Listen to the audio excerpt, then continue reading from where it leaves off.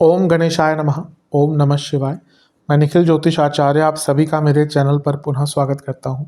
आशा करता हूं कि आप सभी स्वस्थ होंगे। महादेव की कृपा आप सभी पर सदैव बनी रहे। ये वीडियो मिथुन यानी कि जमिनाई के लिए अत्यंत विशेष है, क्योंकि वीडियो है सूर्य महाराज के राशि परिवर्तन के बारे में। सूर्य यानी कि सन, ग्रहों के राजा का राशि परिवर्तन हो रहा है। सूर्य एक बहुत ही विशेष ग्रह है। उनको राजा की उपाधि ग्रहों में दी गई है। वो केवल नाम मात्र के लिए नहीं है। दिवाकर उनको बोला जाता है, जिनसे दिवा और रात होती है, दिन जिनसे बनते हैं, संसार जिनके कारण चलता है। क्या सूर्य के बिना सृष्टि का संचालन हो सकता है? हो ही नहीं सकता। ऊर्जा का भंडार, ऊर्जा के स्रोत अगर कोई है तो सूर्य ही। इसलिए ज्योतिष में उनको राजा की उपाधि दी गई है। और भी कई कारकत्व हैं उनके। वैद्य उनको बोला जाता है, जड़ी बूटियों के कारक, शिव के उपासक, हड्डियाँ, नेत्र, बॉसेस, प्रमोशंस, सरकार, कितना कुछ कारकत्व सूर्य के ही अधीन आता है। इसलिए वो बहुत विशेष एक ग्रह हैं और इसलिए उनका राशि परिवर्तन भी बहुत विशेष है।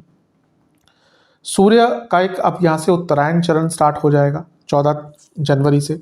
14 जनवरी को आएंगे आपके अष्टम भाव में और 12 फेब तक रहेंगे। तो ये उत्तरायण चरण स्टार्ट हो जाएगा, जहाँ पे सूर्य स्ट्रॉन्ग होना शुरू हो जाते हैं, जहाँ पे सूर्य बली होना शुरू हो जाते हैं। तो एक प्रकार से बहुत अच्छा है। और सूर्य जो है वो आपके लिए तीसरे घर का स्वामित्व तो लेते ही हैं, तो वहाँ से भी प्रभाव आएगा ही। लेकिन सूर्य पर 3 वक्री ग्रहों का प्रभाव भी होगा, केतु, मंगल और बृहस्पति। बृहस्पति वक्री हैं अभी, मंगल वक्री हैं अभी, और केतु हमेशा वक्री रहते हैं। तो ये 3 वक्री ग्रहों का प्रभाव भी आपके जीवन पर एक अलग छाप छोड़ कर जाएगा। तो क्या क्या एक इम्पैक्ट आपके जीवन पर पड़ सकता है, अच्छा बुरा दोनों को ही इसमें मैं सम्मिलित करूँगा। यदि आपकी लग्न राशि या चंद्र राशि मिथुन है, दोनों ही गाइडेंस के लिए इस राशिफल को देख सकते हैं। टेक्निकली अलग अलग राशिफल नहीं बन सकते। जहाँ से आपको ज़्यादा सूट करता है, रिलेट करता है, वहाँ से इसको ऑब्जर्व कीजिए। व्यक्तिगत तौर पे मेरा मानना है कि लग्न राशि से देखेंगे तो अच्छा है। इनकेस आपको नहीं पता अपनी लग्न राशि, तो चंद्र राशि से भी इसको ऑब्जर्व कर सकते हैं। तो शुरू करते हैं इस अत्यंत महत्वपूर्ण सूर्य राशि परिवर्तन के वीडियो का। सूर्य आपके अष्टम भाव में रहेंगे और 1 महीने तक गोचर रहेगा उनका। देखिए, अष्टम के सूर्य कोई बहुत विशेष नहीं माने जाते, उन पर दोष लगता है। कुछ कुछ शास्त्र कहते हैं कि सूर्य और चंद्रमा पर अष्टम भाव में होने का दोष नहीं लगता, लेकिन ऐसा नहीं है। उनके जो कारकत्व हैं, नेचुरल कारकत्व हैं, वो प्रभावित होते ही हैं। ल्यूमिनरीज यानी कि जो प्रकाशित ग्रह हैं, सूर्य और चंद्रमा, उन दोनों का ही अष्टम में जाना बहुत अच्छा नहीं होता। ऐसा नहीं होता कि वो अच्छा प्रभाव कोई नहीं देते, अच्छे प्रभाव भी होते हैं उनके। जैसे सूर्य का अष्टम में जाना एक प्रकार से कई साधनाओं को दिखाता है, अघोर साधना। इवन आयुर्वेद की प्रैक्टिस जो करता है या आयुर्वेदिक सीखना चाहता है, उनके लिए अष्टम के सूर्य बहुत अच्छा रिजल्ट देते हैं। बहुत अच्छे आयुर्वेदिक प्रैक्टिशनर्स को मैं जानता हूँ जिनके अष्टम में सूर्य है, और वो ऐसी शफा है उनके हाथों में ना कि बड़े बड़े इलाज, बड़े बड़ी चीज़ों के इलाज वो अपने हाथों से, वो हाथों का शफा ये होता है कि कोई डॉक्टर का इलाज बहुत आराम से लग जाता है, किसी आयुर्वेदिक चिकित्सक का इलाज लग जाता है, तो वो अष्टम के सूर्य से भी एक रिजल्ट उसका आता है। तो वहाँ पे अच्छा इम्पैक्ट भी होता है, लेकिन थोड़ा सा नेगेटिव भी होता है। तो बात करते हैं दोनों की ही, पॉजिटिव चीज़ों की बात करते हैं पहले। अगर आप कुछ रिसर्च बेस काम करते हैं तो आपको लाभ प्राप्त हो सकता है। सरकार से अचानक से कोई लाभ प्राप्त हो सकता है। सप्तम से दूसरे में है। अगर आप बिजनेस करते हैं और चाहते हैं कि सरकार से कोई टेंडर मिल जाए, कोई कॉन्ट्रैक्ट मिल जाए, उसके योग बहुत अच्छे बनते हैं, ये अच्छी चीज़ है। 10वें से 11वें में है। अगर सरकारी जॉब करते हैं तो लाभ हो सकता है, और अगर सरकारी जॉब ढूंढ रहे थे तो उसमें भी चीज़ें आगे बढ़ सकती हैं, ये भी एक अच्छी चीज़ है। ये जो भाव है अष्टम, ये एंसेस्ट्रल प्रॉपर्टी का होता है, और सूर्य क्या है, वो पितृ है या फिर पिता के कारक हैं या पैतृक चीज़ों के कारक हैं। तो यहाँ पर क्या है कि सूर्य का अष्टम में आना, यानी कि अगर आपका कुछ एंसेस्ट्रल प्रॉपर्टी, कोई पैतृक संपत्ति का वाद विवाद चल रहा है, तो वो यहाँ पे सुलझ सकता है। और इंश्योरेंस आदि के पैसे से भी यहाँ पे आपको लाभ प्राप्त हो सकता है। तो ये सारी अच्छी चीज़ें हैं।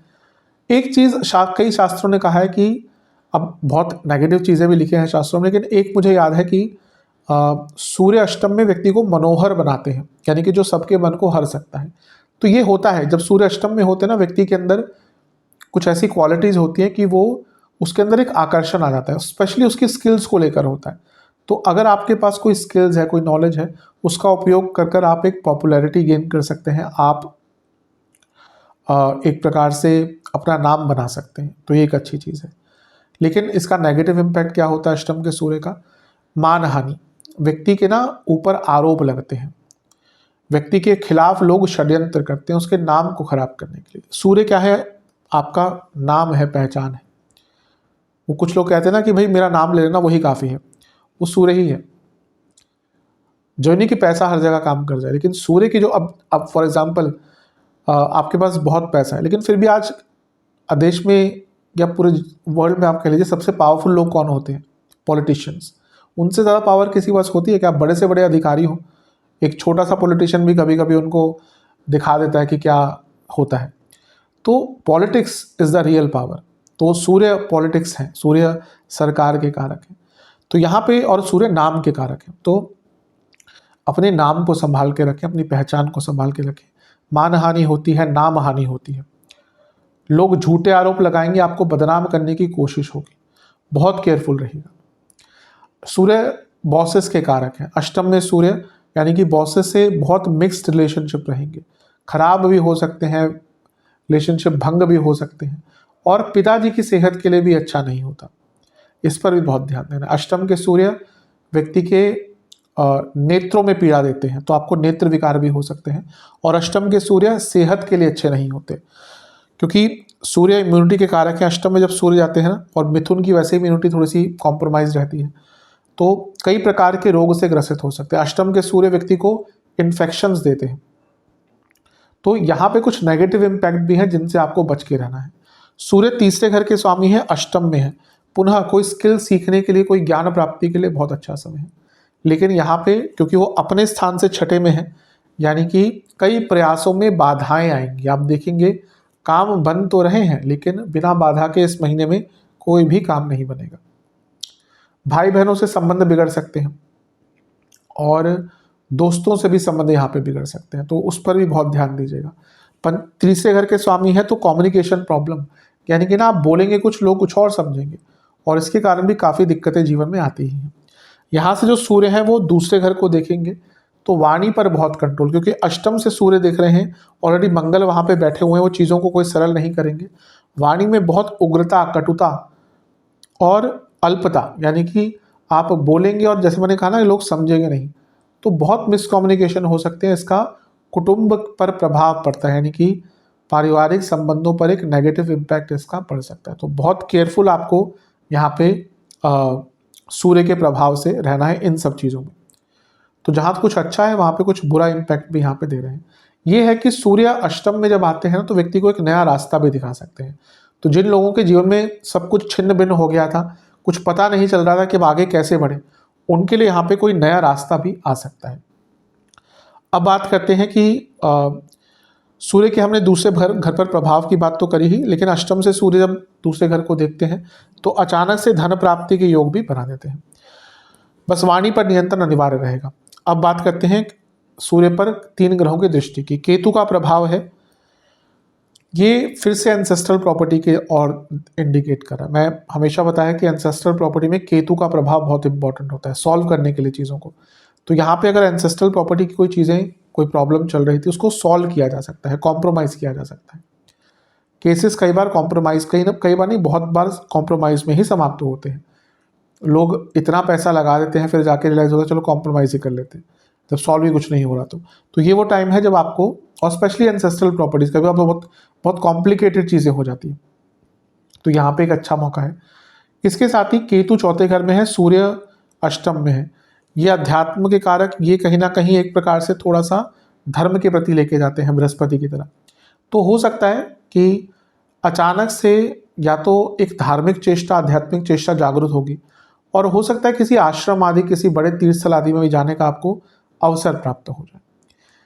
लेकिन नेगेटिव क्या है कि सूर्य चौथे से त्रिकोण में है, और चौथे में केतु हैं, तो ना कभी कभी मन बहुत उच्चाट सा रहेगा, घर वालों से ज़्यादा बात करने का आपका मन नहीं करेगा।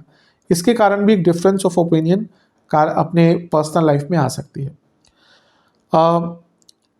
मंगल का प्रभाव रहेगा सूर्य पर, और मंगल क्या है, लाभेश है और छठे घर के स्वामी है। एक प्रकार से ये अच्छा है क्योंकि लाभ आएगा, क्योंकि मंगल ऑलरेडी धन स्थान में बैठे हैं और अष्टम को देख रहे हैं, और यहाँ पे स्पष्ट है कि बहुत बड़े गति से लाभ हो सकता है।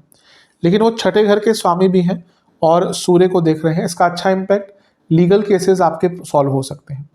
लेकिन नेगेटिव इम्पैक्ट क्या होगा कि सूर्य क्योंकि तीसरे घर के स्वामी हैं, मंगल का प्रभाव और अष्टम में सूर्य बैठे हैं, आपके अंदर ना बहुत इम्पल्सिव एंगर रहेगा।